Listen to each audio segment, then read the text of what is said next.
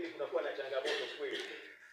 Yaani toka mimi niwepo kwenye nani hii, sijawahi kuona mkutano umezuliwa na watu 100. Yaani 100 hawafiki. Wakati ukiangalia kwenye kitongoji tuna zaidi ya watu 2000 na kitu huko nataka.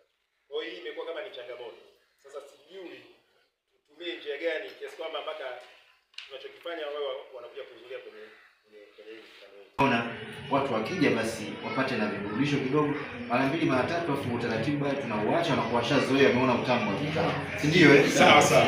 Inawezekana utamu umepungua kidogo. Lakini si kabla ni mwezi huu wala hatumalizi mwezi hii, kila baada ya wiki moja labda tutaweza tukapanga kikao, na nafikiri hicho kitashamili vizuri kwa sababu tutajipanga hasa hali itakavyokuwa ili watu wawe wengi, na yeye tutamwita na viongozi kama walivyo hapa tutawaita tena, tutakuwa tunaongea nao.